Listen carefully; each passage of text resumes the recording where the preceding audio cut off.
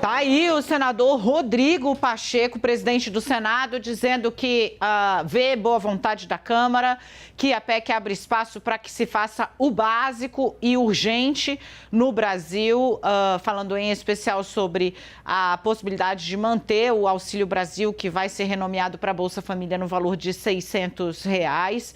Diz que não trabalha com a hipótese de a Câmara de não haver votação do orçamento este ano, que vai dar tempo de fazer tudo. Parece otimista, vamos ver se o mercado está tão otimista assim. A gente vai conversar com um super especialista, o Aode está aqui conosco, o Aode Cunha, nosso especialista CNN. Meu caro, o mercado fala, não, enxugou, o Congresso vai enxugar, vai ficar em 145 bi. Passou, foi mais de 200, meu caro, e ainda vai para a Câmara. O dia seguinte aí, vitória política do Lula com certeza, pelo menos no Senado Federal. O mercado, como é que está reagindo? E já precificou os penduricalhos, todo o custo da PEC? É olhar para frente? Ou está vendo chuva e tempestade logo mais? Boa tarde, Daniela, quem nos assiste na CNN. Não, acho que o mercado continua preocupado. Nesse nível de despesa que nós estamos falando, mais de 200 bilhões, né, com essas exceções, com excesso de arrecadação, cortou dali, mas no final o que conta é isso, tem uma autorização de mais de 200 bilhões, e essa é uma trajetória que hoje, projetando com o déficit estimado para o próximo ano, com a taxa de juros mais crescimento do PIB, sinaliza que a relação dívida-PIB, que é o que preocupa, mas o mercado vai continuar subindo. E é por isso que isso acaba afetando dólar, bolsa, curva de juros, o que é ruim para o planejamento das empresas, geração de emprego e investimentos. Então, este patamar de déficit que nós estamos sinalizando para os próximos anos, ele continua, sim, a preocupar o mercado. A Aode, agora continua a preocupar o mercado, mas pelo menos já dá para saber o tamanho do problema. A gente não está tendo um dia de reações extremadas hoje. Pelo menos a última vez que eu vi, o dólar estava ainda na mesma casa que ele estava ontem, né? Isso mostra que, digamos, para usar aquele jargão, né? Está precificado um pouco o tamanho do pepino? Eu acho que o mercado já tinha tido reações piores anteriormente, né? A pior reação foi quando se anunciou, se tinha uma estimativa, logo depois das eleições, que se precisaria de uma licença fiscal entre 70 e 80 bilhões, e o mercado estava tranquilo. A própria curva de juros mostrava que nós sairíamos de alguma coisa de 13,75 da Selic para 11,25 final do próximo ano.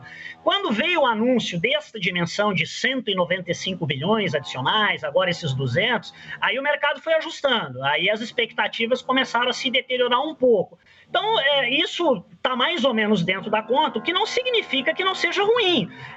Isso vai acabar afetando custo de financiamento. Então, nós continuamos com o cenário de preocupação, só, claro, como já se sabia disso, não há mesmo tipo de reação negativa que se houve antes. Deixa eu trazer o Fernando Nakagawa aqui para fazer essa conversa. A gente está com o Aode Cunha aqui, o nosso especialista, Cunha reconhecido em todo o mercado. Naka, vamos lá. Obrigado, Dani. Aode, queria te ouvir sobre contrapartidas. Então, está ficando claro que o novo governo vai ter um espaço para gastar, seja dentro ou fora do teto, superior a 200 bilhões de reais no ano que vem. O que pode ser oferecido, ou o que o Congresso, o novo governo, poderia tentar oferecer como uma contrapartida? O cotado para ser ministro da Fazenda, Fernando Haddad, disse naquele almoço com a Febraban que uma reforma tributária e uma gestão mais eficiente dos gastos públicos teriam um impacto financeiro superior à da PEC. Esse tipo de compensação poderia existir? Poderia, mas nós precisamos ver efetivamente de onde, né? Você falar de uma maneira genérica que vai ser mais eficiente no gasto ou que vem da reforma tributária é muito difícil de calcular, tem que saber onde. Reforma tributária onde? Vai se rever, por exemplo, os incentivos fiscais, as desonerações fiscais, que são de montante acima de 400 bilhões, mas quando você vai discutir exatamente de onde vai tirar, a gente sabe das resistências que existem. Vai ser reduzidos outros gastos onde? Vai ser feita reforma administrativa? Eu não escutei falar nisso. Então, eu acho que o mais importante é saber o seguinte, esses 200 bilhões, para não virarem aumento adicional de carga tributária, para que venham de gastos mais eficientes, ou redução de outras despesas, ou mesmo novas receitas, ou fim de desonerações, nós precisamos ver mais concretamente essa proposta, como que ela vai ser desenhada. Antes disso é difícil, né? É preciso ver também qual é que vai ser a nova regra fiscal. A despesa está crescendo, mas vai ser limitada por um tamanho de dívida que bota controle sobre o gasto. Por enquanto, efetivamente, o que nós temos é essa sinalização de um gasto adicional de 200 bilhões de reais. Deixa eu trazer o Yuri Pita também, para a gente poder seguir com essa conversa, porque eu acho que dá para a gente tentar fazer aquela mistura que a gente sempre faz aqui no 360 quando a OD vem, que é misturar um pouquinho de política com economia, né? A gente viu agora o presidente do Senado, a OD, falando, olha, a PEC vai abrir espaço para o Brasil cumprir o que é básico, né? Farmácia popular, Bolsa Família.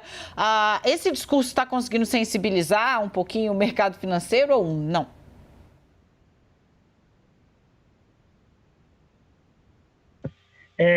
Desculpa, eu estava pensando que tinha sido para o Yuri, mas eu vou lá. Eu diria o seguinte, quando a gente vai fazer conta, qual é a conta que existe efetivamente? Os dois candidatos à presidência tinham prometido os R$600 para o agora Bolsa Família. Isso custa 52 bilhões. Depois tinha a promessa de terminar com a fila do SUS, isso é mais 6, 7 bilhões.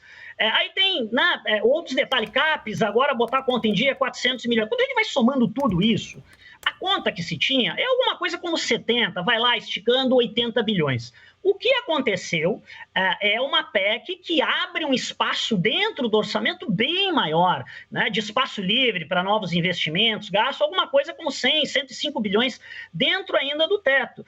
Então, assim, me parece muitas vezes que o que é preciso é definir claramente para que esse montante maior, né?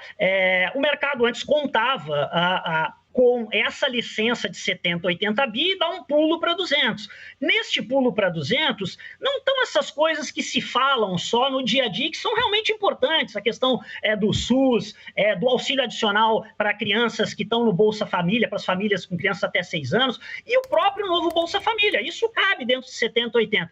Então, desses 70 e 80 para os 200, é que tem um pulo do gato que a gente precisa entender um pouco melhor. Yuri, contigo. Vou pegar daqui então, Nani, porque uma das coisas que eu vi hoje é de que o senador Marcelo Castro, relator do orçamento, vai esperar uma sinalização do governo de transição para dizer exatamente onde esse espaço a mais, além do Auxílio Brasil, além do Bolsa Família, né, do novo Bolsa Família, vai ser usado.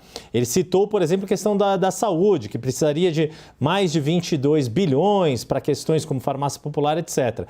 Se você estivesse lá no grupo de transição, quais deveriam ser as prioridades para se utilizar esse espaço fiscal? Yuri, eu acho o seguinte, nós tivemos uma eleição democrática, teve um resultado, nesse resultado foram feitas promessas, então o novo Bolsa Família, eu acho que é dado, né? A sociedade entende que foi feita essa promessa, aprovou isso, os dois candidatos fizeram, aí nós temos 52, 53. Se falou em reduzir a fila do SUS, né? As contas mostram entre 6 e 7 bilhões, então a gente está falando lá mais 58, 59. Depois tem o tema esse do auxílio e inclusão das crianças até 6 anos para famílias de baixa renda. A gente tem alguma coisa mais 7, 8 bi. Essas coisas realmente mais emergenciais, farmácia popular. Eu acho que numa casa, vamos lá, até 100 bilhões, é um montante onde já estava se entendendo como algo razoável. Mas há um salto adicional que, por exemplo, se fala muito em obras de infraestrutura, novos investimentos na área de infraestrutura.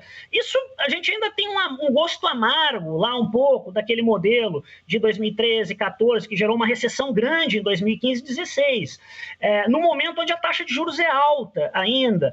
Então, eu diria assim, esses temas mais focalizados da área social, que foram prometidos na campanha, eu acho que está ok, e todo mundo aceita. O que está nebuloso ainda é porque tanto mais, e mais do que isso, como que isso vai ser financiado. Não vai ser com aumento de impostos, vai ser como? São desonerações fiscais, são corte de outros gastos. Isso é que precisa ficar mais claro no meu ponto de vista. Gente, deixa eu agradecer o Aod Cunha aqui conosco, seguindo a tradição sempre que ele vem, trazendo a pontuação correta e cruzando aí todos os aspectos da análise que você precisa saber para entender exatamente o que está passando pela cabeça do mercado. Meu caro, brigadíssimo, volte sempre. Agora, toda semana a gente vai dar um jeitinho de explorar ele, vamos ver quanto tempo ele aguenta. Valeu, querida, até mais.